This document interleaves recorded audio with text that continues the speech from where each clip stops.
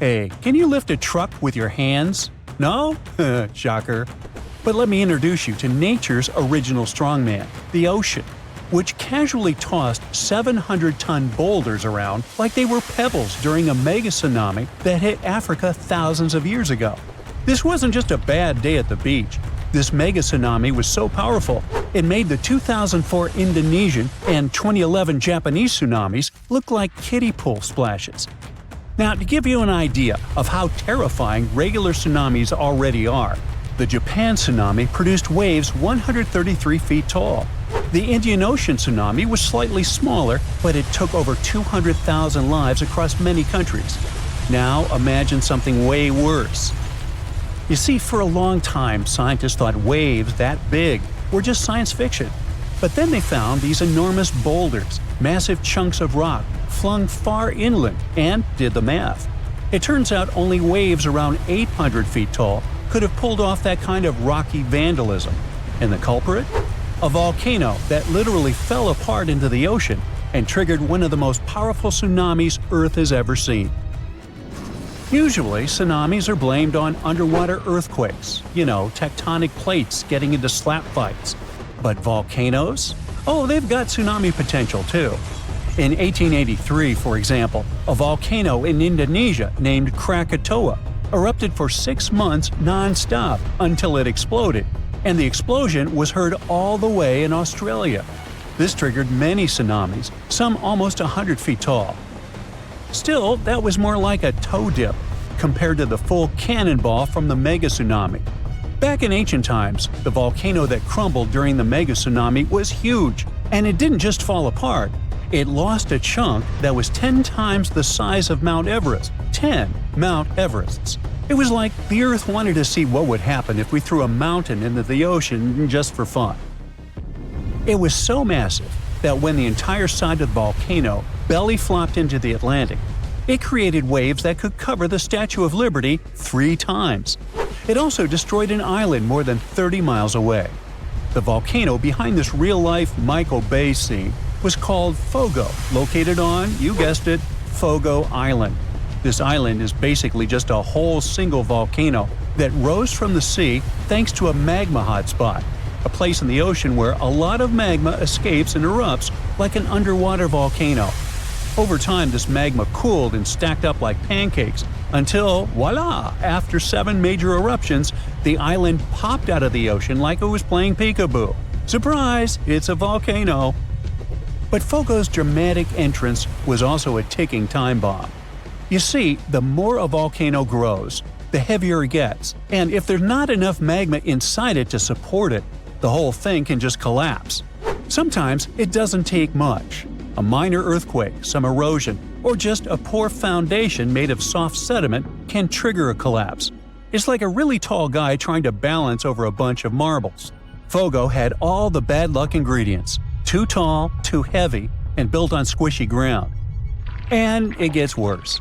As the volcano grows heavier, it starts squishing the magma underneath.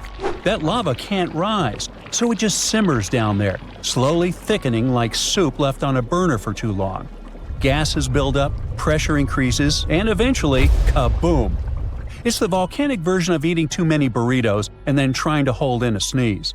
This massive pressure and imbalance can trigger what's called a flank collapse, which is science speak for oops, half the volcano just fell into the ocean. That's what happened with Fogo. Most of the volcanic islands that form this way are long gone, but Fogo is still very much alive and kicking.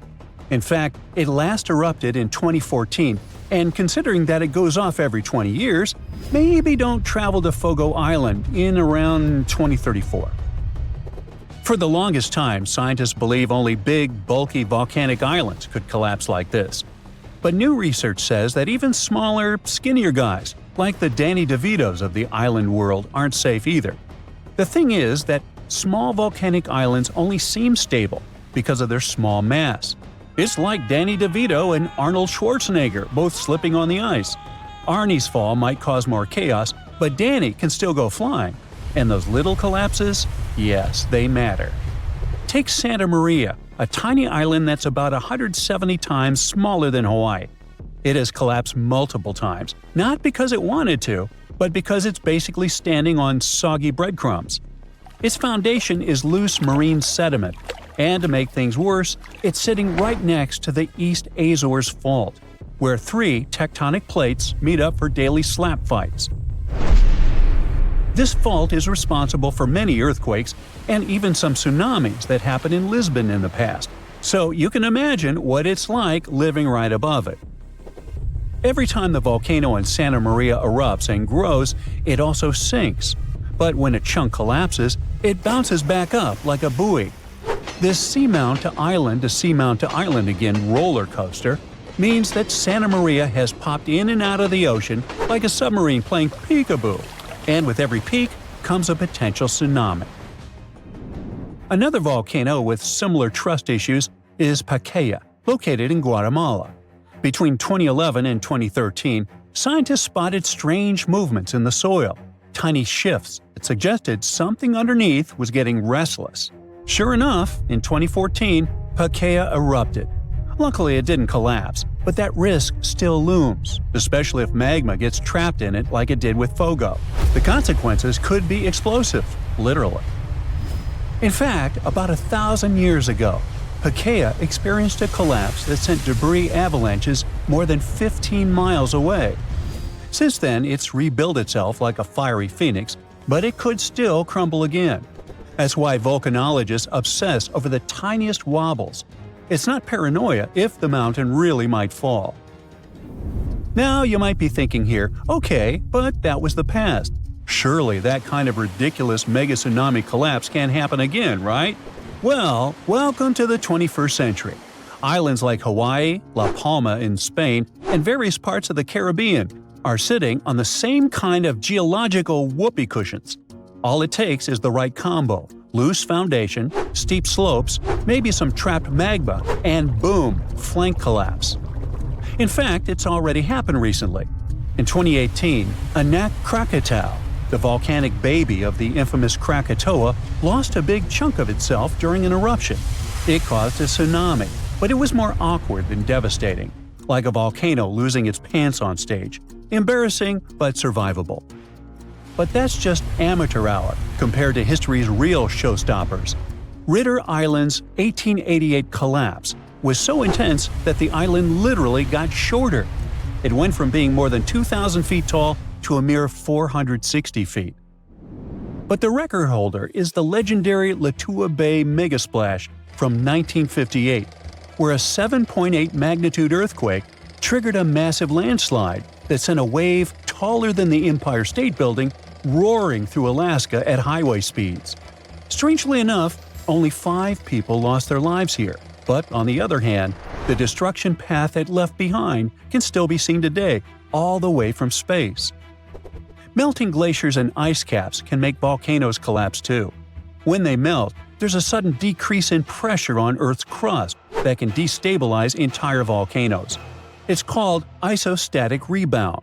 It's like suddenly yanking a chair out from under someone who's been sitting still for centuries. Whoops. Also, here's something you probably never thought you'd worry about on your island getaway. Some volcanic islands grow outward as lava pours into the sea, creating unstable platforms known as lava deltas. These deltas can collapse without warning, taking newly formed land, and sometimes tourists too, right back into the ocean. No pressure though, just thought, maybe you want to stay off steaming new land. So yeah, next time you're lounging on a beachy volcanic island thinking, wow, this place is paradise, just remember, it might also be a ticking geological time bomb with a flair for the dramatic. From ancient mountain-sized cannonballs to surprise lava deltas, volcanoes have a history of keeping things spicy.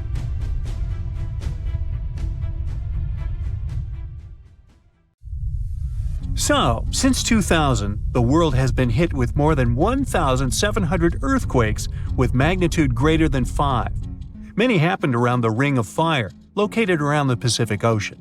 In North America, the biggest threat is the San Andreas Fault Line, which can create an earthquake of a magnitude higher than any other, earning it the spine-tingling nickname, the Big One.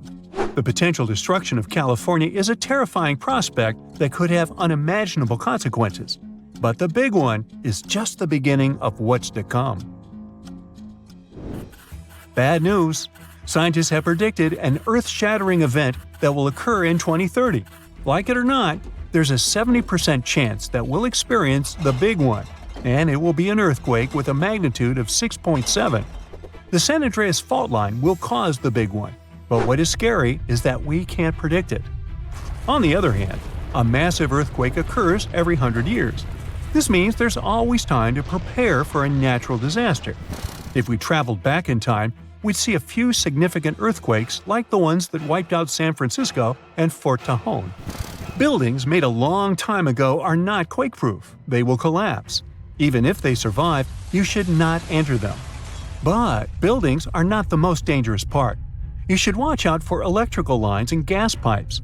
Your hill house might be lovely, but it is extremely unsafe. During quakes, the hill can turn into a massive landslide that will destroy everything in its path.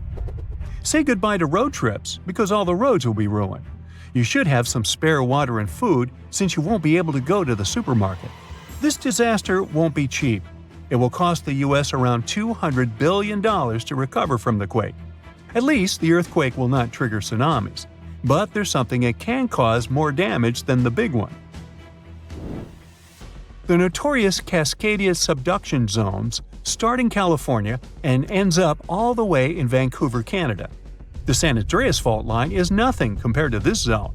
It can wipe the whole coast off the face of the Earth, an example of hyperbole. Subduction zones are tectonic plates forced to be one under the other and constantly pulling apart. One is called the North American Plate and the other is the Juan de Fuca Plate. Zones like these are not to be messed with, since they are terrifying hotspots for earthquake activity and extremely dangerous because they cause massive underwater quakes. But they are underwater, so what can they do to us? Well, they can cause giant tsunamis, flooding cities, and destroying the coastline. Right now, the most active zone is the Ring of Fire. The Cascadia zone might be less active, but it is like a sleeping beast that can wake up and destroy everything in its path, causing a groundbreaking earthquake. The last time all this stress was released was in the year 1700. Unlike the San Andreas quake, this one will cause massive tsunamis and much bigger shocks. Let's hope you'll be camping in an open field at that time, because most buildings and bridges will likely be destroyed. Also, be ready for the aftershocks, as they'll be devastating. Nature won't be spared either. Landslides will change animals' habitats. Even our homes will be changed forever. Luckily, there is a light at the end of the tunnel, and scientists are doing everything they can to ensure our safety.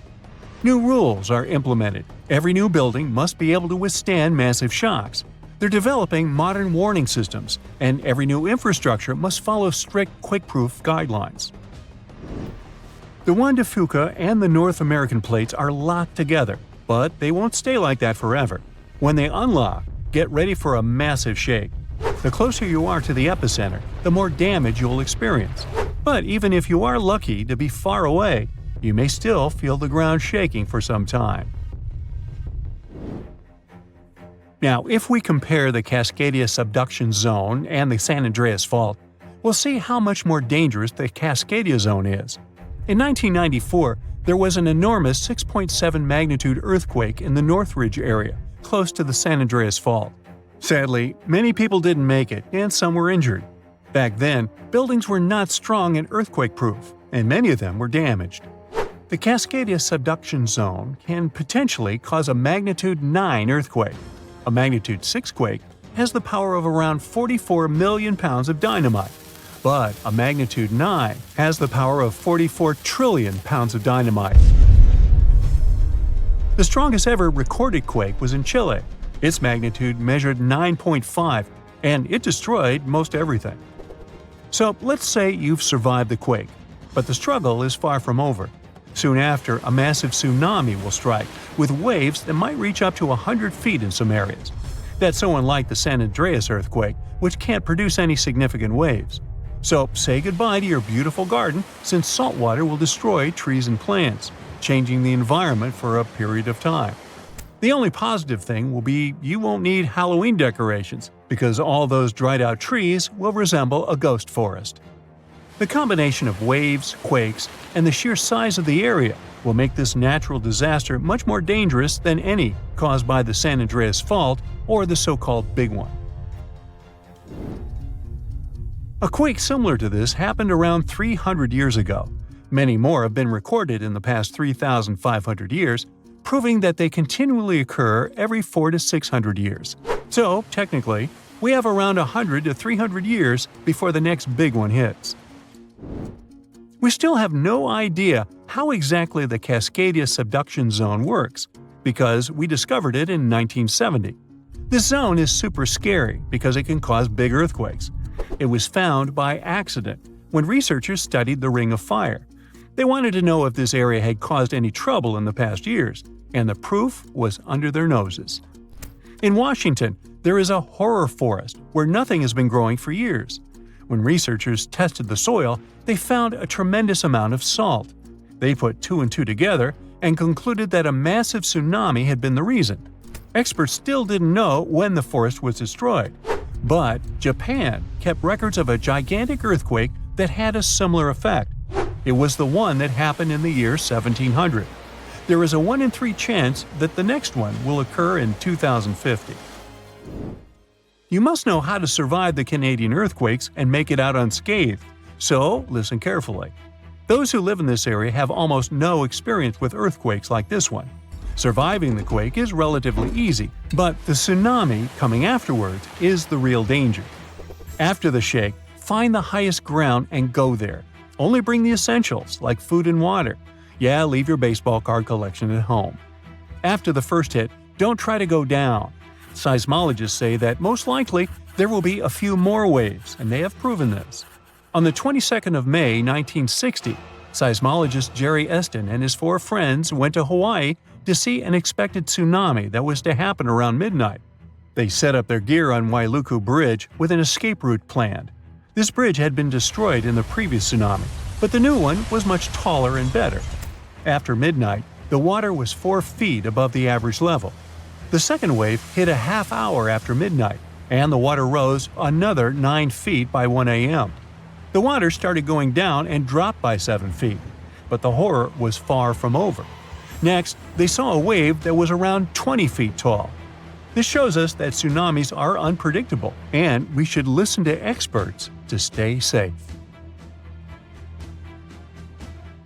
In November 2020, a wave the height of a 4-story building was recorded off the coast of Vancouver Island, Canada.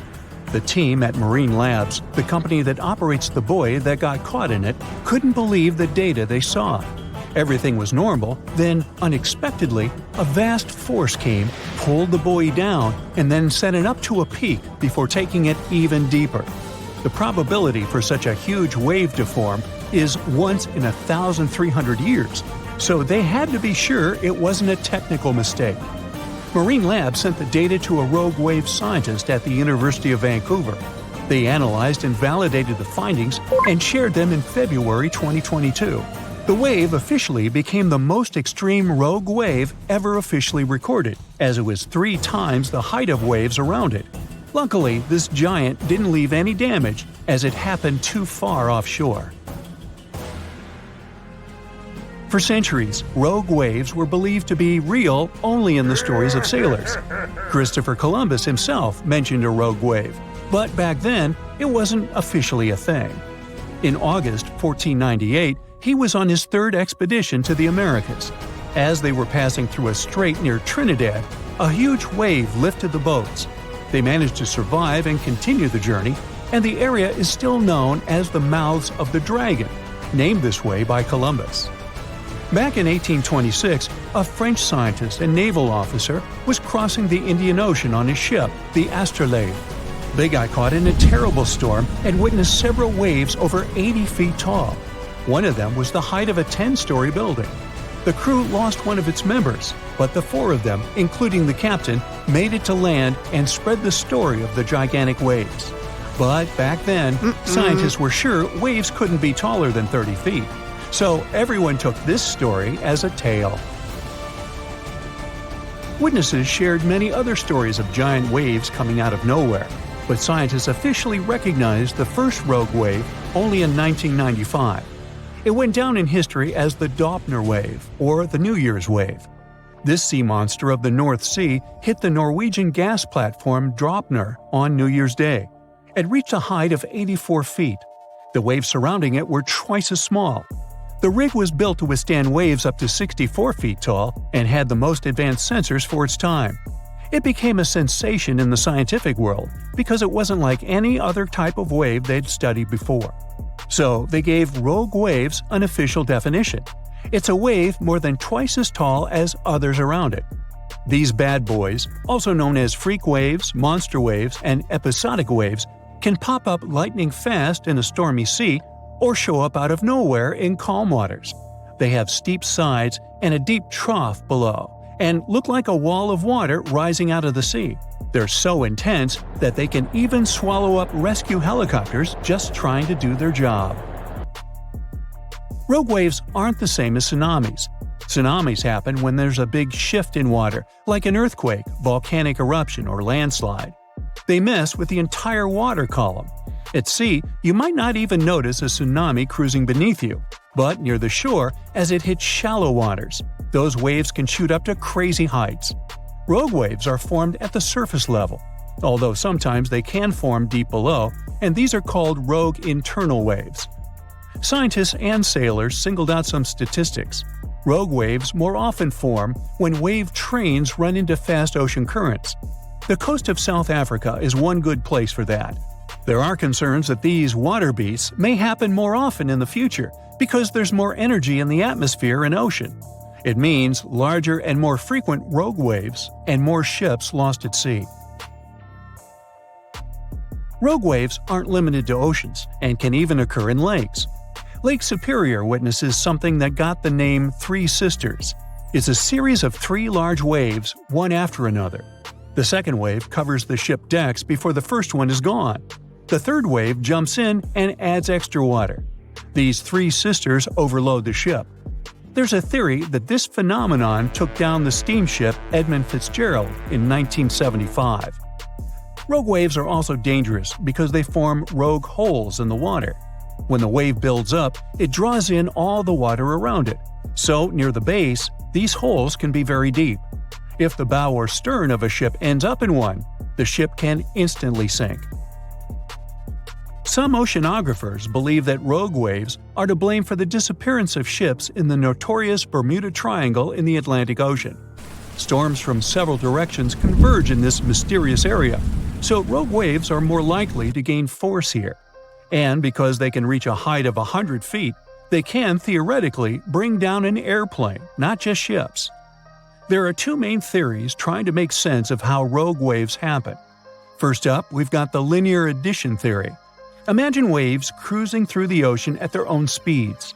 Now, when these waves cross paths, they team up and become stronger, cooking up a rogue wave. Then there's the nonlinear focusing theory. It says waves like to roll in groups, and when they spend time together, they share some energy. Sometimes, this energy exchange turns into a rogue wave. To predict the formation of these freaky waves, scientists would need an innovative radar system to keep a constant eye on the waves near a boat. They'd collect all the data and toss it into a fancy math model that paints a real-time picture of what the ocean surface looks like at that very moment. This model would need to do new calculations of the surface situation every 5 minutes. It would let the crew know if there were any extreme waves coming up in the next several minutes. Such a system doesn't exist yet, but as scientists measure more rogue waves, mathematicians may find a way to alert us of the upcoming rogue waves rising out of the water. Sometimes you can hear the term sneaker wave as a synonym for rogue waves, but oceanographers claim there's a difference. Rogue waves occur mostly in the ocean, and sneaker waves build up at the shore. They're also known as king waves and sleeper waves, and they roll up much faster than usual waves when they approach the beach. They always appear without warning after smaller waves and can be powerful. They can carry swimmers further away into the ocean. But the worst part is, they can also sweep you off your feet and into the water when you're casually strolling on a jetty or the beach, or on an outcropping nearby. Oregon State University researchers found that sneaker waves form in offshore storms that carry wind energy to the ocean surface. With all that energy, several waves unite and overlap into one beast that stands higher and goes further ashore than a regular wave.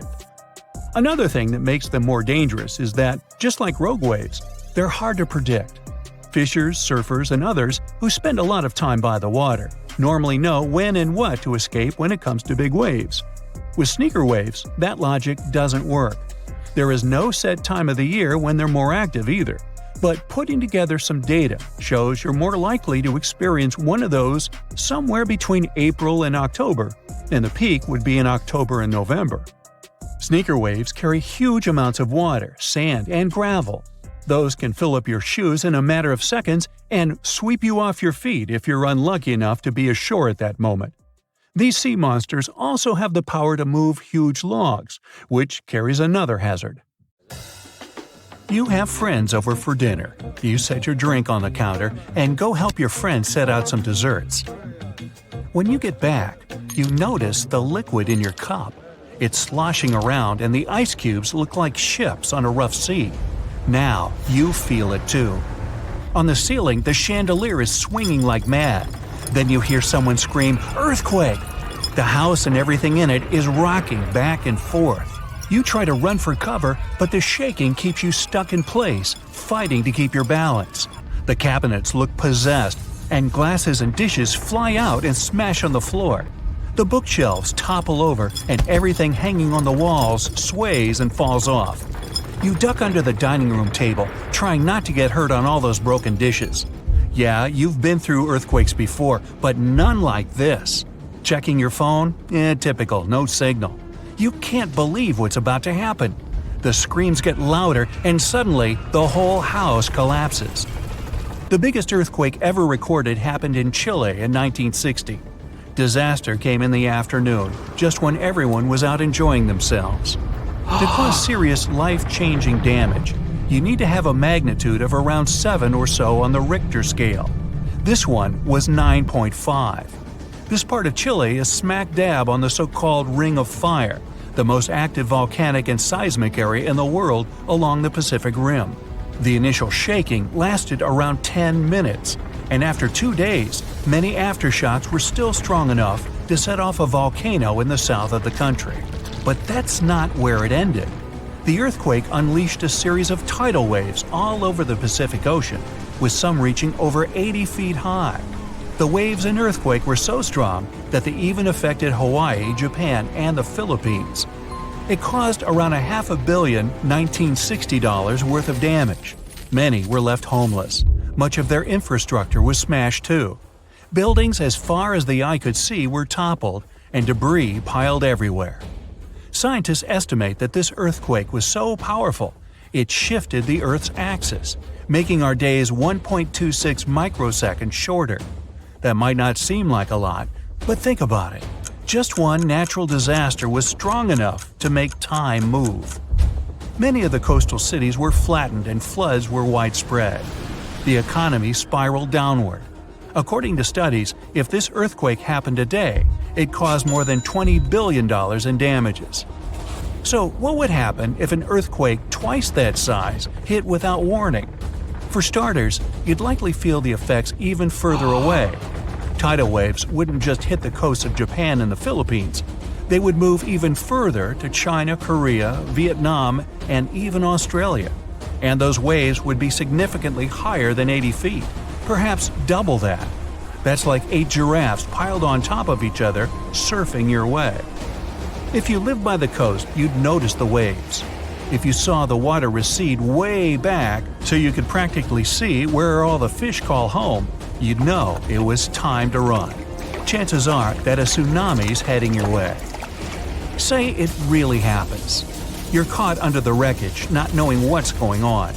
You manage to free yourself and escape to the fresh air. And you're not alone, because all the houses in the neighborhood have turned into piles of bricks and rubble. The bridges have also collapsed, leaving people stranded on either side. You look around, dust yourself off, and rush to find help. Fire trucks and ambulances drive between the broken-down cars and rubble. You try to make it to your car, but the aftershocks are still hitting and you're getting tossed to the sidewalk. With all the cell towers down, you can't call anyone on your phone. Your knees are shaking, but you manage to power through. Once you reach your car, you see it crushed under a boulder, like a giant soda can. You continue on foot and eventually reach downtown. It looks as if some giant got angry and knocked all the buildings down. You push forward and try to see if you can find some help. Without warning, your phone vibrates. You check it and see 1,000 notifications about a 20-magnitude earthquake. You're still shaking, but that's all you. The ground is still for now. Uh-oh. You hear something in the distance, racing towards you. To your right, you see tidal waves as tall as buildings charging at you. Still in shock, not knowing what to do, you now come to your senses and run. You don't even know which way to go. There's a tsunami right behind you, and in front of you are broken down buildings with rocks and concrete still falling everywhere. Wait, there's a building that's somehow still standing. You need to get on top of that thing. You reach the elevator, but it's jammed. Not surprising. You bolt up the stairs as fast as you can, tripping on broken glass and plaster, but always managing to get back up. You look out a window and see the water. It's so close. You're nearly at the top. A few more flights and… whoosh.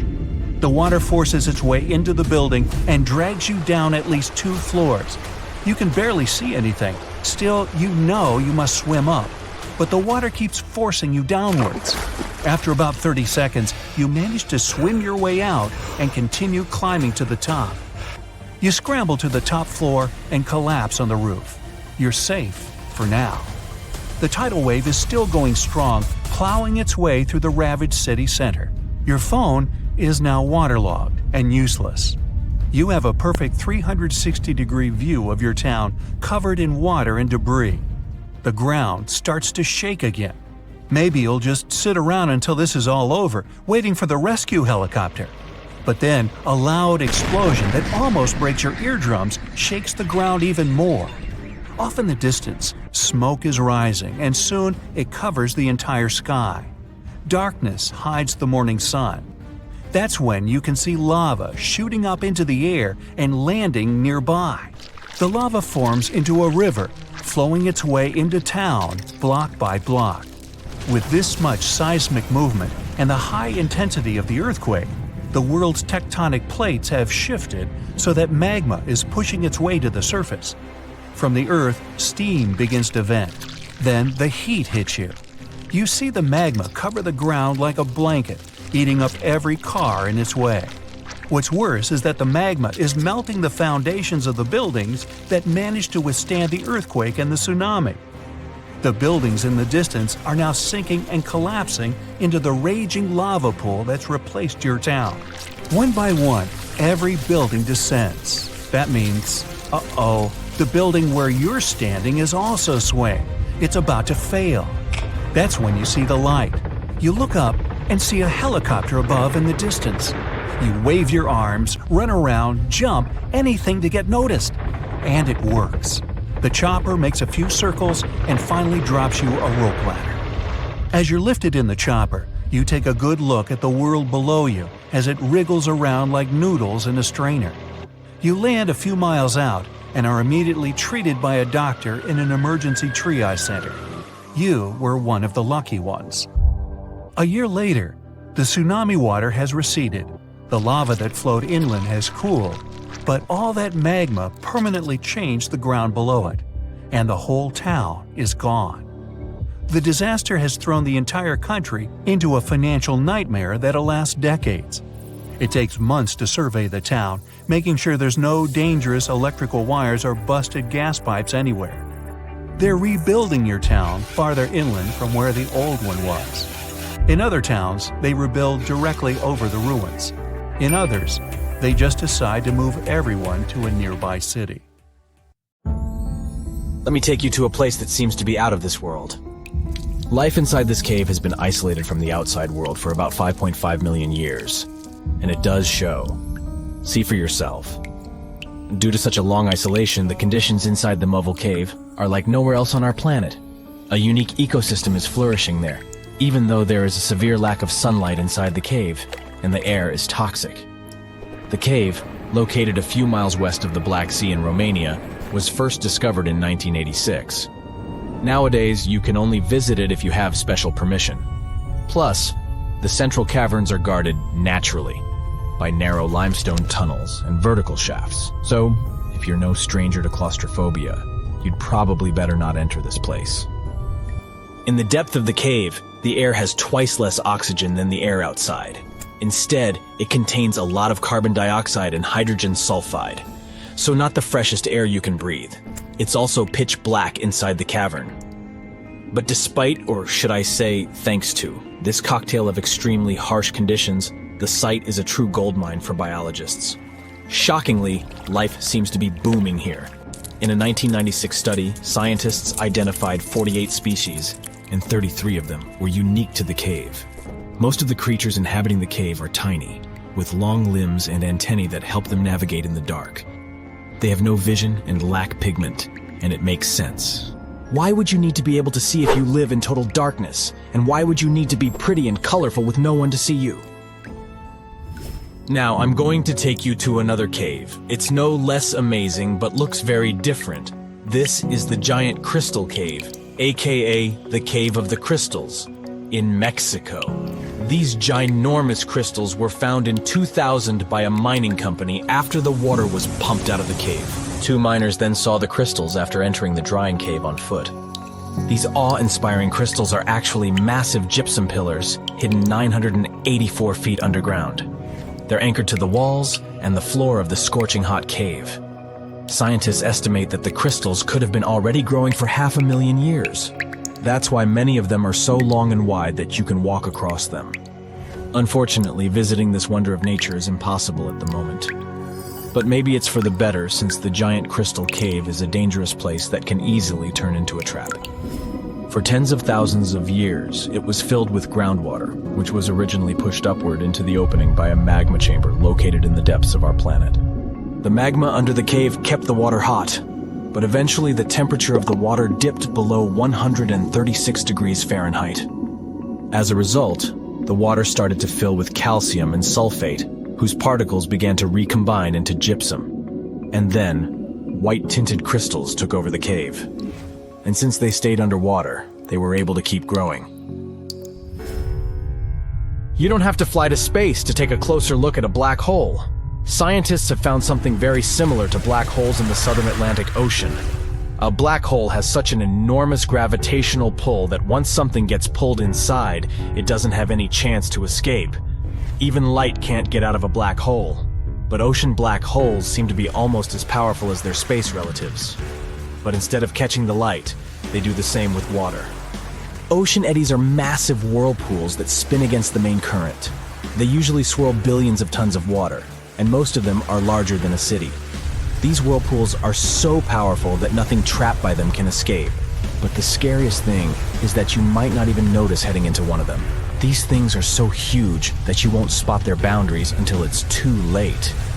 When scientists started exploring ocean vortices with the help of satellites, they discovered the borders of several eddies. After that, they managed to prove that, mathematically, these whirlpools are the same as mysterious black holes in space. Massive eddies are surrounded by super-tight barriers where fluid moves in closed loops. Even water can't get out from the inside of these loops. That's why tight ocean vortices play the role of enormous containers. Water inside them can be totally different from the ocean surrounding an eddy. And I'm not only talking about its temperature. The salt content inside and outside a whirlpool often differs as well. On the thin Curonian spit splitting the Baltic Sea from the Curonian Lagoon, there is one of the most bizarre places on Earth. Locals call this area the Dancing Forest because pine trees in this forest have shockingly unusual shapes. They twist in spirals and circles along the ground. There are some theories why it could be happening, of course. Some people claim that huge amounts of positive and negative energies once clashed in that spot. More down-to-earth individuals believe that the reason is geological. Sandy soil in the area is too unstable to hold trees growing upright. The most popular is the idea that strong winds blowing from the water influence the shape of the trees. In any case, experts haven't come to the final conclusion yet. Look at these underwater crop circles. For the first time, they were spotted in 1995, close to southern Japan's coast.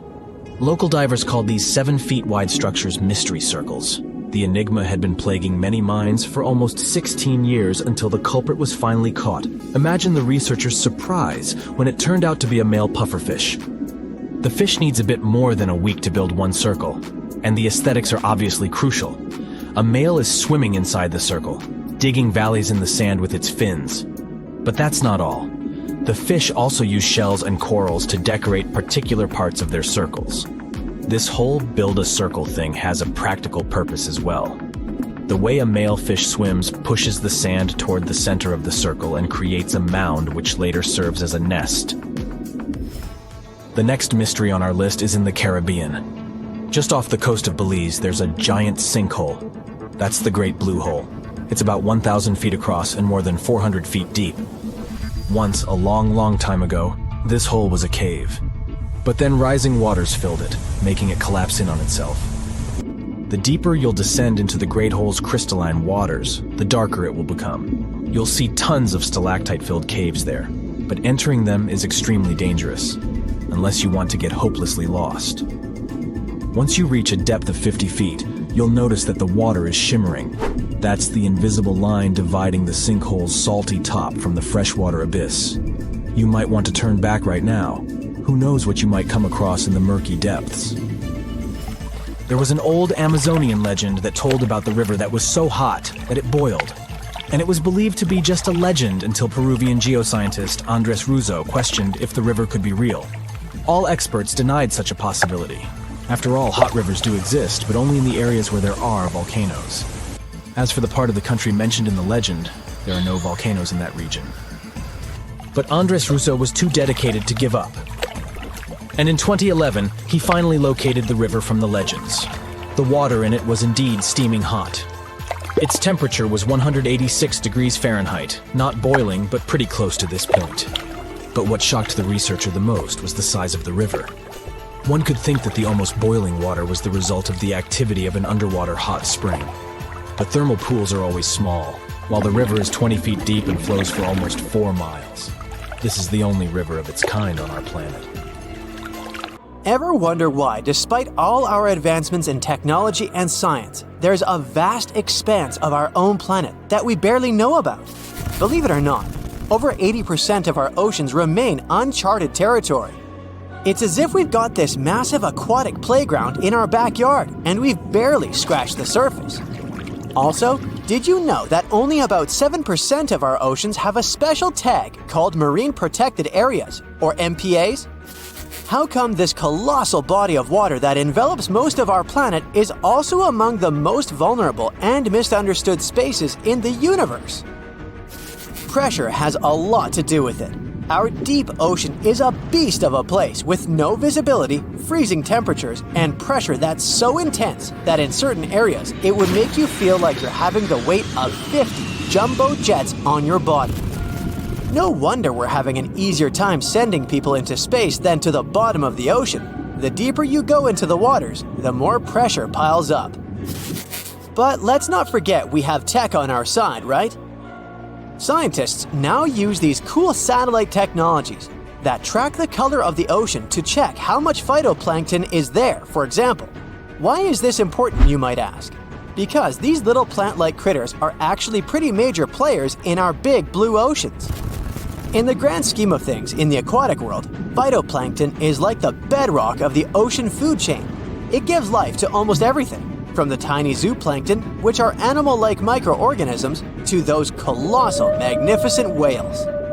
When these technologies first came around, satellites could get clear images of the ocean faster than a ship could take the same number of measurements in 10 years.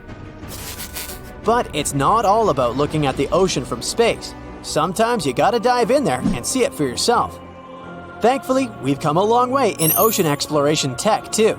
We've got things like floats and drifters that ride the ocean currents while collecting data, and a whole fleet of underwater vehicles, some of which are manned, some remote controlled, and some even autonomous.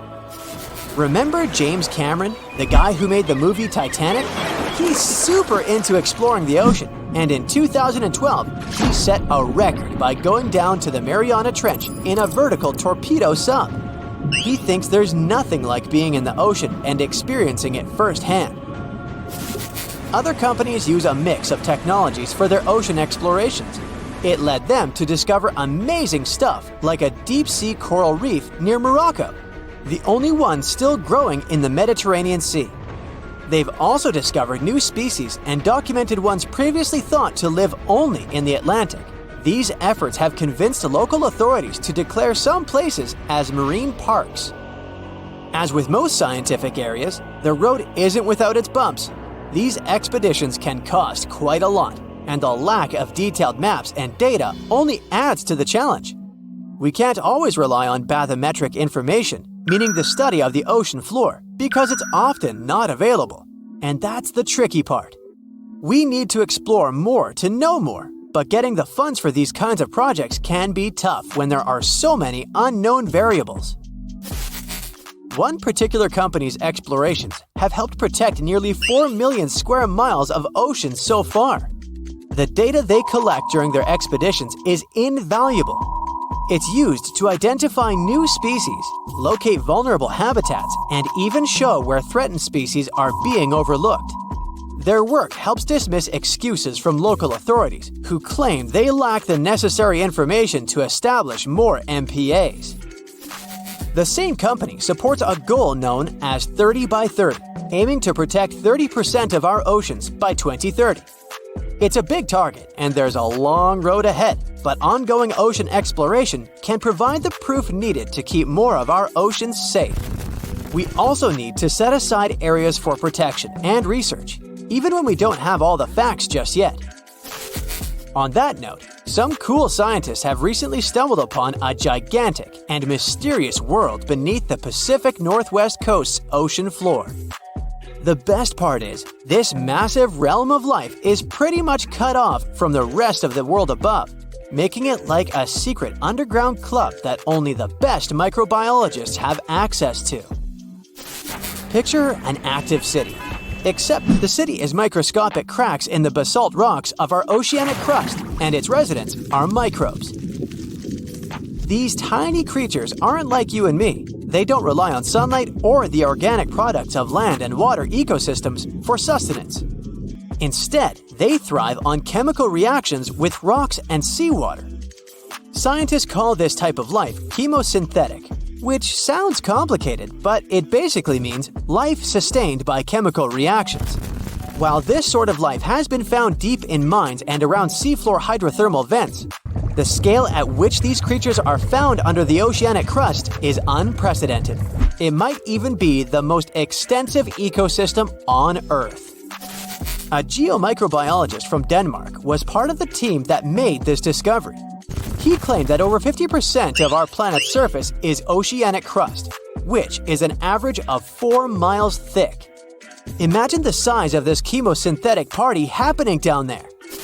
This discovery didn't happen overnight. Since the 90s, scientists have found weird tiny holes in the basalt rocks that make up much of Earth's outer crust. They seem like they might have been made by bacteria, but hey, there was supposed to be no life there. I mean, imagine trying to survive in a place that's hot, deep, dark, dense, and mostly devoid of the organic compounds we need for life. Yet, here they are. In the following years, more pieces of the puzzle fell into place. Scientists found that the oceanic crusts had different conditions at the centers and edges. At the centers, rocks are jam-packed with energy-rich compounds that support these tiny life forms. But by the time they reach the edges, these chemicals are all gone. Fast forward to now, and it's time to put the puzzle together. A microbial ecologist from the University of North Carolina worked on this research and says we now have solid evidence of microbial life in the cracks and crevices of deep ocean basalt. The next question scientists asked was, how far does this life extend? Researchers collected samples of crust from a plate roughly 120 miles off of Washington's coast, drilling deep beneath the ocean's surface. What they found down there was remarkable. The life down there runs on a unique fuel, hydrogen. Yep, in the absence of sunlight, hydrogen provides the energy for all their biological processes. These microbes use hydrogen to transform carbon dioxide into organic matter. This matter and other byproducts, like methane, then fuel other organisms, creating a network of life. Of course, the life down there isn't as complex as the one we know up here. Scientists doubt there will be any multicellular life under the ocean because it's too hot and energy poor. But hey, who knows? This universe under our oceans still has a lot to reveal. This whole thing is significant for many reasons. First, it confirms that life can exist in places without oxygen, which changes our perspective on where we can find life. This makes us wonder if life could exist under similar conditions on other planets, where surface conditions might be too harsh. The implications on Earth are also profound. If a large portion of life exists in the oceanic crust, then our understanding of life on our own planet could be completely changed. This exciting discovery stretches our understanding of life and prompts us to keep exploring the mysterious depths of our oceans, pushing the limits of our understanding. NASA is also in on the whole deep sea exploration project. Why? Shouldn't they be preoccupied with outer space? Because they're hoping to find hints about what the oceans on other planets might look like. NASA specialists are really hopeful that by unearthing underwater secrets, we can solve some of the big questions about space. Plus, they're testing some nifty equipment for future journeys across our solar system. Did you know there's a guy who rode on a wave for 7.5 miles? It was accomplished by Brazilian surfer Picaruta Salazar in 2004. Just for comparison, Central Park in New York extends for a mere 2.5 miles. That was the Pororoca wave, and it can only be surfed for 3 days a year. It's pretty powerful, so it sort of pushes you. But there are definitely some tough spots where it's not that easy to catch waves. If you're looking for the gnarliest surf spot, Pipeline in Hawaii is where it's at. But beware, it's not for the faint of heart. This place is known for its massive waves that can reach up to 20 feet tall. And did we mention the shallow reef? Yeah, wipeouts here can result in some serious injuries, or worse, you might end up sleeping with a fish. The waves at Pipeline are also super unpredictable, so you never know what you're going to get. It's like a box of chocolates, except instead of chocolate, it's huge waves that could crush you like a bug. But hey, if you're feeling brave, the annual Billabong Pipe Masters competition is held there every winter. Just make sure to bring your A game and a change of underwear. Even the most experienced surfers approach Pipeline with caution and respect. It's like trying to tame a wild animal. One wrong move and you're toast, or dinner. So if you're ready to ride the gnarliest waves in the world, come on down to Pipeline. Just don't say we didn't warn you. For those who are dreaming California, there's a tough spot in the Golden State for you. Mavericks is notorious for its massive swells and strong currents, making it a challenge even for experienced surfers. Hold on tight, because this wave is gonna take you for a ride. First off, let's get one thing straight. Mavericks ain't for the weak. This bad boy can reach heights of up to 60 feet. But hey, if you're a seasoned surfer and you're feeling brave, then Mavericks is the place to be. Located just off the coast of Half Moon Bay, this spot is known for its massive swells and killer waves. It's like the Hulk of surf spots, big, bold, and ready to smash. Now, don't go thinking that Mavericks is all about the waves. Oh no, my friend. This spot is also home to some of the coolest surfers around. These dudes and dudettes live for the rush of catching a maverick wave, and they'll do whatever it takes to get out there. But here's the thing, Mavericks isn't just about surfing, it's also about community. These surfers have each other's backs, and they know that when they're out there on those massive waves, they're all in it together. It's like a big, salty family. So there you have it, folks, Mavericks, the wildest, most insane surf spot in California. If you're up for the challenge, grab your board and head on out. Just remember, when you're staring down a 60-foot wall of water, it's okay to scream like a little girl. We won't judge. Chupo in Tahiti also has some of the heaviest waves in the world. breaking over a shallow reef and creating intense barrel rides. First of all, the name itself is a mouthful. It's pronounced chupo, and it means broken skulls in Tahitian. Yeah, you heard that right, broken skulls. The waves at Chupo are massive and can reach up to 23 feet high and break over a shallow reef, which creates a super powerful wave that can barrel for hundreds of yards. And if you wipe out, well, let's just say you'll be getting up close and personal with that reef. It's like a cheese grater for your skin. So make sure you bring some Band-Aids and a good insurance policy. But hey, if you're up for the challenge, Chupo is one of the most epic surf spots in the world. However, I hope you're going to choose a much safer spot. If you're looking for some cool waves but don't want to risk your life, then you gotta check out these safe surfing spots around the world. First up, we got Waikiki Beach in Hawaii. This spot is perfect for beginners and pros alike, with consistent waves and a sandy bottom. Plus, there are lifeguards on duty to keep an eye out for any trouble. Next, there's Bondi Beach in Australia. This iconic beach is known for its beautiful scenery and chill vibes, but it also has some great waves for surfing. The water is shallow, and there are plenty of surf schools around to teach you the ropes, or in this case, the boards. But if you're looking for something a little more exotic, head over to Nocera in Costa Rica. This spot has warm water, consistent waves, and a laid-back atmosphere. Plus, the locals are super friendly and will welcome you with open arms. Last but not least, there's Muizenberg Beach in South Africa. This spot has some of the most consistent waves in the world, but they're not too big or dangerous. Plus, there are shark spotters on duty to keep you safe from any unwanted attention from local carnivores. But no matter how safe the spot is, you're still going to need some cool life hacks to bring your surfing to a brand new level. Have you ever wondered why surfers use wax on their boards? Well, let me tell you, it's not just for show. See, when you're out there shredding the gnar, you don't want to slip and slide all over the place like a penguin on ice. That's where the wax comes in. Basically, the wax creates a grip on the board so you can stick to it like peanut butter on bread. Without it, but here's the thing, not all wax is created equal. You gotta find the right kind for your board and the water conditions. It's like choosing the right flavor of ice cream for your cone. You don't want to end up with mint chocolate chip when you really wanted Rocky Road. So, next time you see a surfer waxing up their board, just remember they're not doing it for the smell, although some waxes do smell pretty sweet. They're doing it so they don't wipe out and embarrass themselves in front of all the folks on the beach.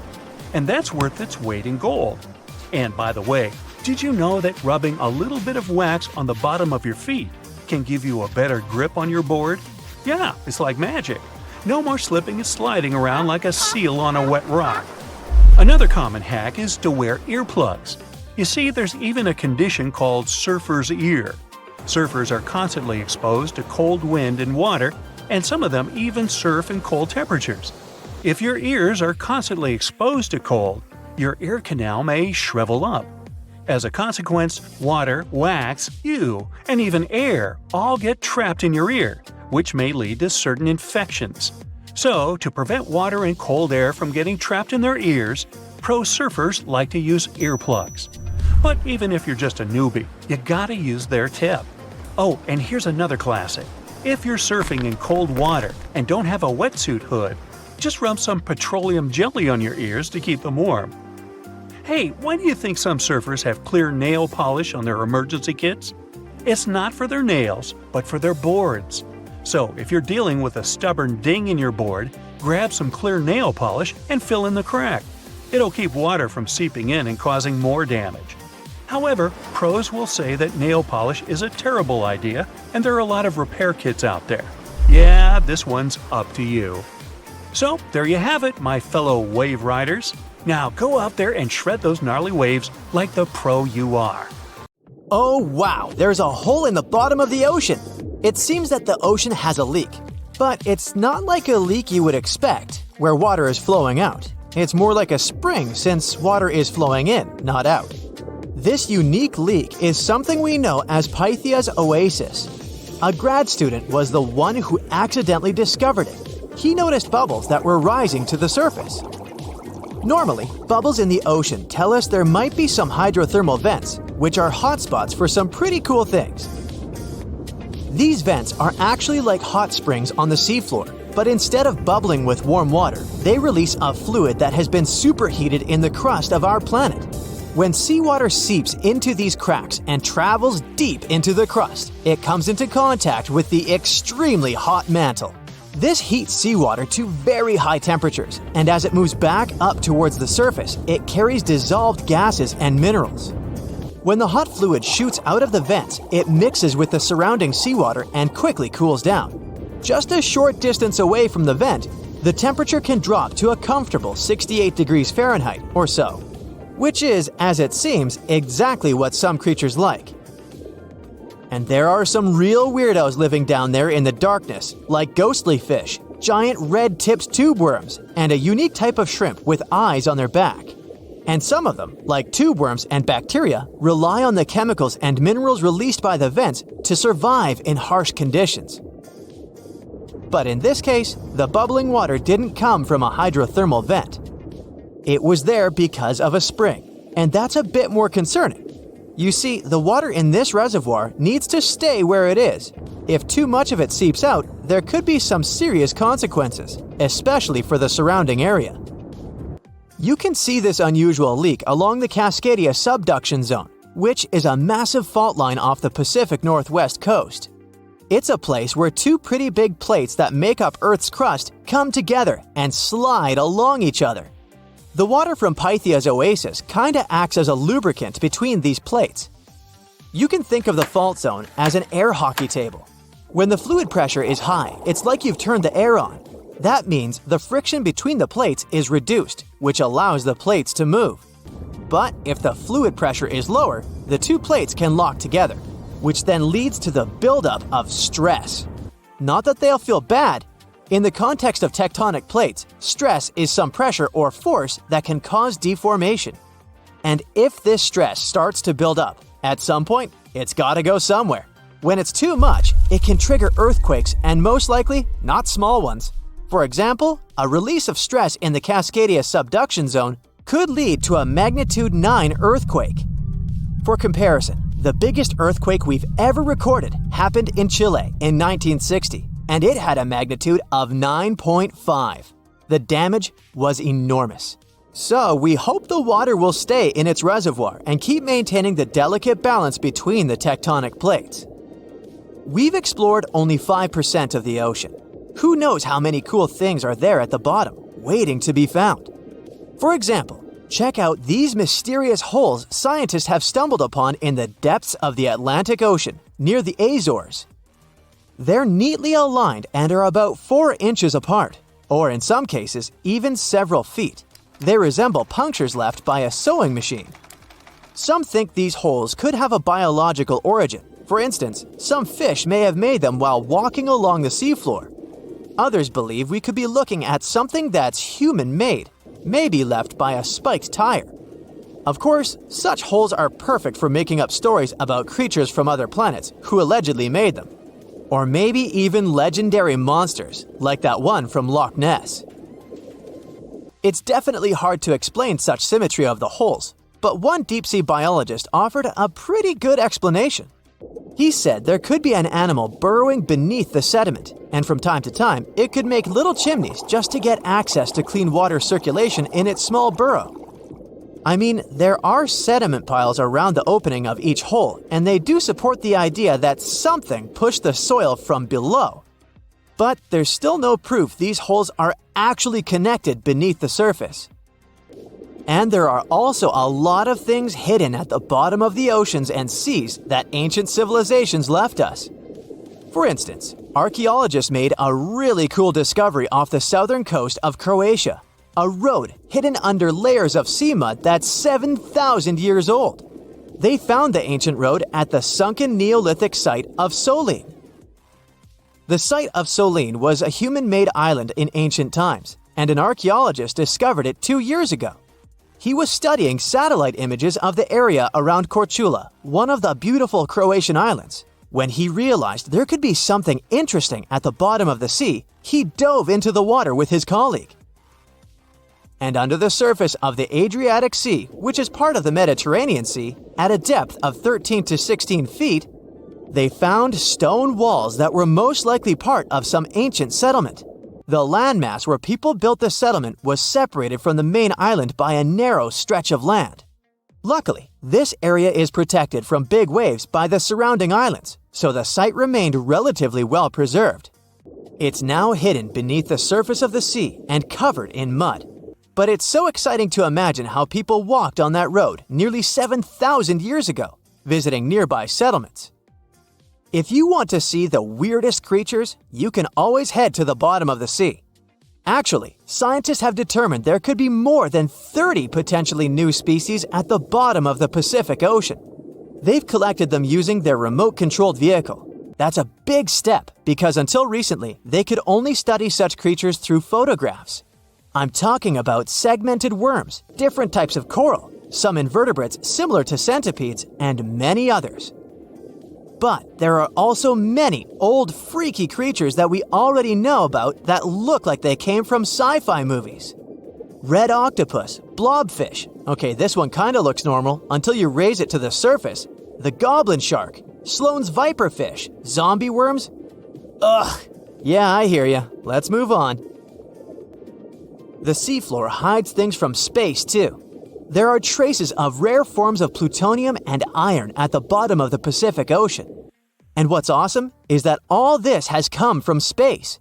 These radioactive materials probably formed during some kind of cataclysmic event in space and eventually made their way out to our beautiful home planet. And this extraterrestrial debris most likely appeared on Earth within the past 10 million years. After it fell to the Pacific Ocean and settled at a depth of almost a mile, it became part of all those layers of rock down there. Plutonium is especially exciting for scientists. I mean, only tiny amounts of it have been found. Hundreds of atoms maybe. But it's still remarkable because these atoms are created by exploding stars. Things like this can help us better understand how the universe produces elements heavier than iron, like plutonium, gold, uranium, and platinum. We're still not sure about the origins of these elements. For a long time, scientists believed that supernovae, which is when a star comes to its end in a fabulous explosion, were responsible for creating these heavy elements. But it seems it's not just that. Some other cosmic events, such as the collision of neutron stars, which are super dense collapsed stars, or some rare types of supernovae, could also be involved. Whoa, let me get my popcorn! Back in 2018, the biggest active underwater eruption ever happened, at least the one that we could officially record. Scientists followed earthquakes that struck the area in the western Indian Ocean off Madagascar. Between 2018 and 2021, over 11,000 earthquakes struck a small island called Mayan between Madagascar and Mozambique. The strongest one had a magnitude of 5.9. Until then, this area had been pretty peaceful. There had only been 2 earthquakes recorded over 50 years. Along with regular earthquakes, there were also some unusual seismic hums, like earthquakes at pretty low frequencies, forming deep underground. People couldn't feel those hums at the surface, but researchers around the world discovered them and realized they were related to volcanic activity no one actually noticed coming. Something strange happened. That underwater eruption created a giant skyscraper-sized volcano.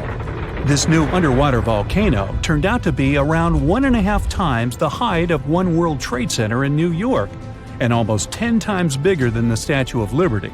The area where it appeared had been explored in 2014, but it was almost flat, peaceful, and empty back then. Now, there is an actual volcano nearly 8,500 feet below sea level.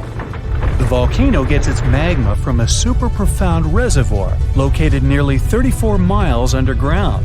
It's the deepest reservoir of volcanic magma that we know about.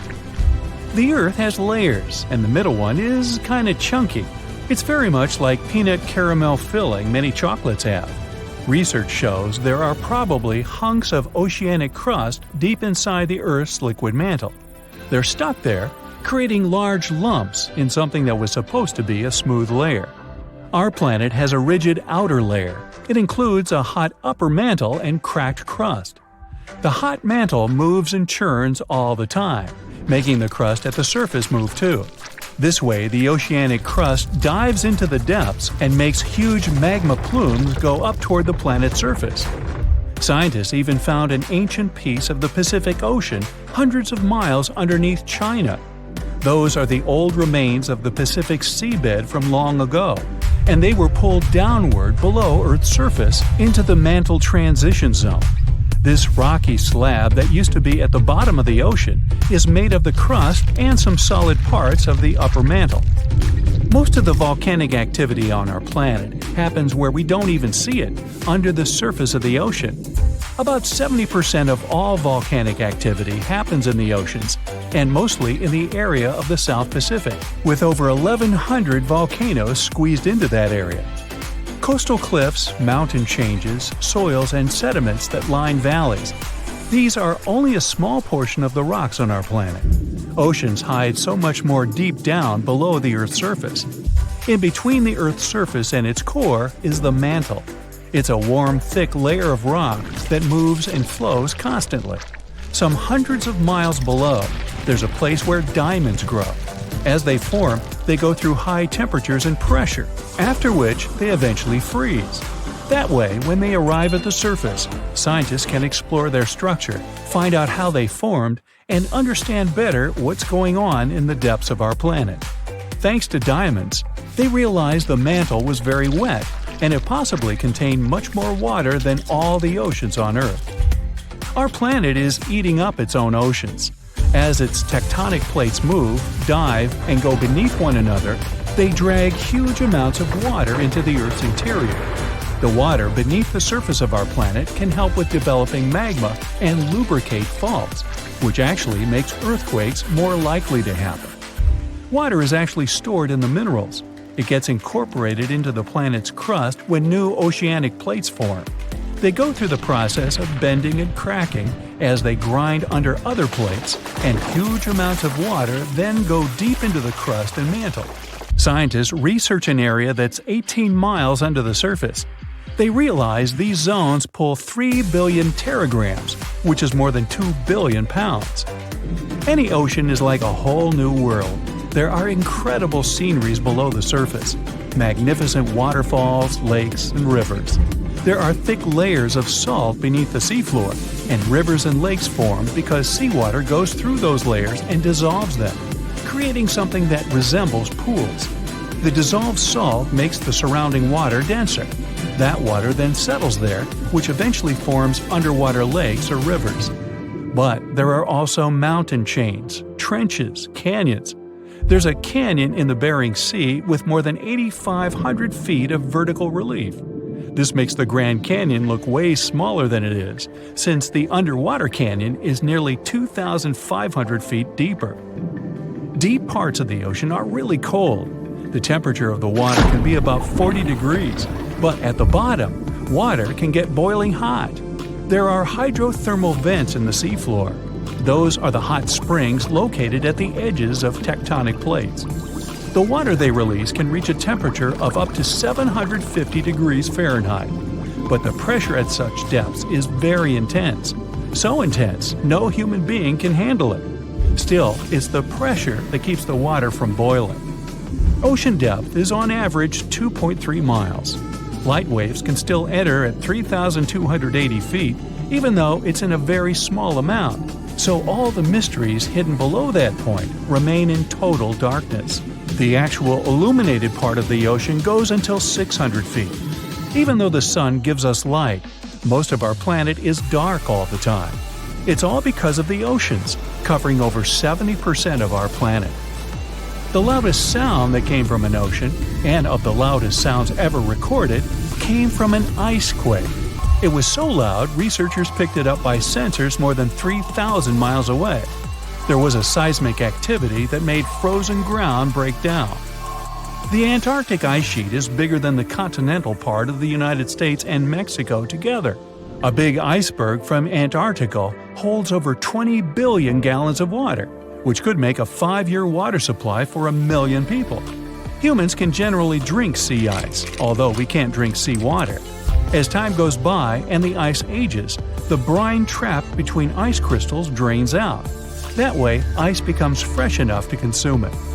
If all the ice sheets and glaciers we have on the Earth melted at the same time, the sea level would rise another 260 feet, which is just a little shorter than the Statue of Liberty, the height of a 26-story building.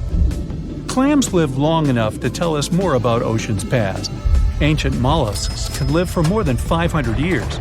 To learn more about a tree, you can use its rings to see how old it is. To learn how old a mollusk is, you can examine its rings within the shell and tell. This is also how scientists get information about the ocean, climate, and whatsoever. Clams can help take a look at what happened about 1,000 years ago. The Earth doesn't have 4 but 5 oceans now. The new one, called the Southern Ocean, was officially recognized only a few months ago.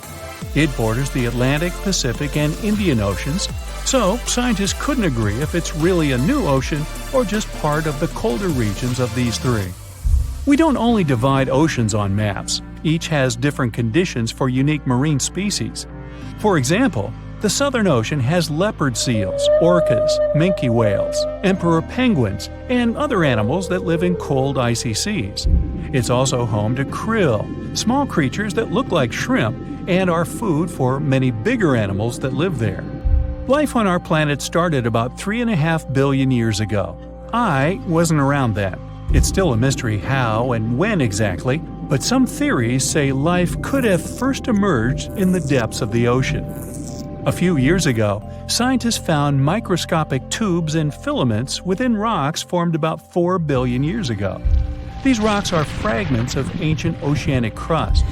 Also, these tiny tubes and filaments are similar to microbes that can still be found on hydrothermal vents in deep parts of the ocean.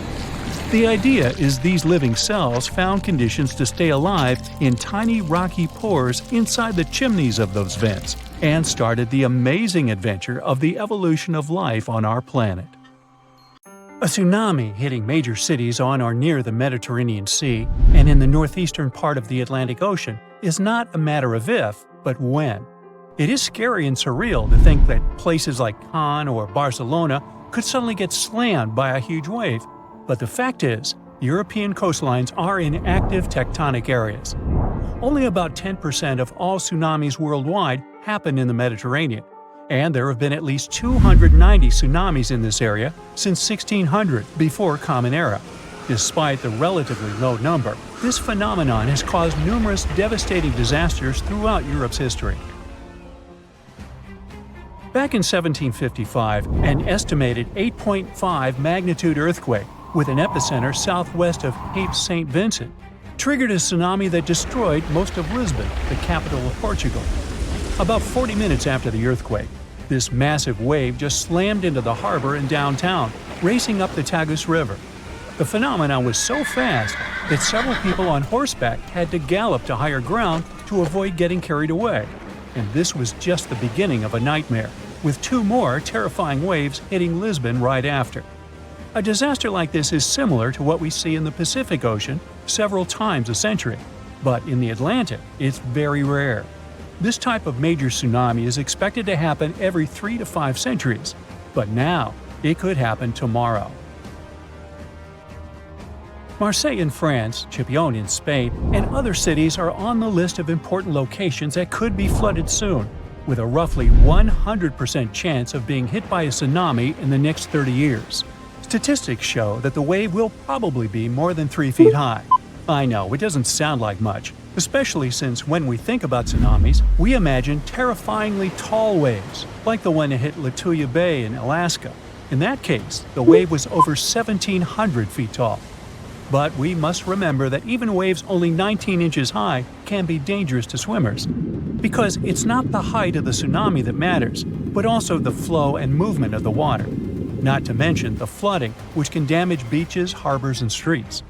If the coastline has a small harbor and the waterfront is exceptionally low, like Cannes, this natural disaster might be much more dangerous.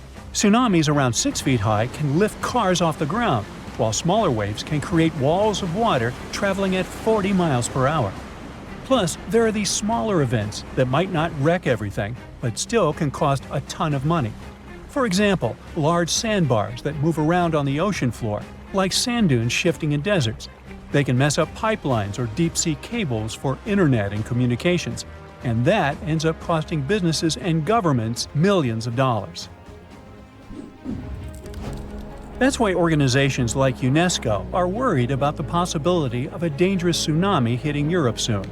So they're doing everything they can to prevent apocalyptic scenarios, like what happened in 2004 when an earthquake off the coast of Sumatra, Indonesia, caused waves over 100 feet high in coastal communities, resulting in over 200,000 lives lost. And let's not forget about 2011, when an earthquake off the coast of Tohoku, Japan, triggered a tsunami that reached about 6 miles inland and caused a major nuclear accident at a power station along the coast. Over 16,000 people lost their lives in that tragedy, and the event resulted in billions of dollars in infrastructure damage. These disasters were huge wake-up calls, and we've come a long way since 2004. We're much safer today, largely because the tsunami warning system is highly effective at quickly detecting this dangerous situation. Unlike many other natural phenomena, a tsunami can be anticipated. We may only have a few minutes to act, but if we all know what to do, many lives can be saved. And in most parts of the world, sirens are commonly used to alert people to tsunamis. To sound the siren as early as possible, initial tsunami alerts usually rely only on seismic data. First, specialists receive information about an earthquake. Seismic waves travel about 100 times faster than tsunamis, so they have enough time to analyze the data and see if the earthquake might have generated a tsunami and whether they should issue an initial tsunami alert. At U.S. warning centers, for example, scientists typically issue initial alerts within 5 minutes of an earthquake. If a tsunami is suspected, these alerts may also include information about wave arrival times, recommended actions, and potential impacts. But sounding the alarm is not enough. To save lives, coastal communities also need to be trained to respond fast and in the best way possible. That's why UNESCO produced this program called Tsunami Ready, aiming to train people living in coastal areas at risk on how to act in case of a tsunami event by the year 2030. The idea is to help communities stay safe by teaching them how to protect their livelihoods and safeguard their homes. Being recognized as Tsunami Ready by UNESCO doesn't mean a community is tsunami-proof, of course.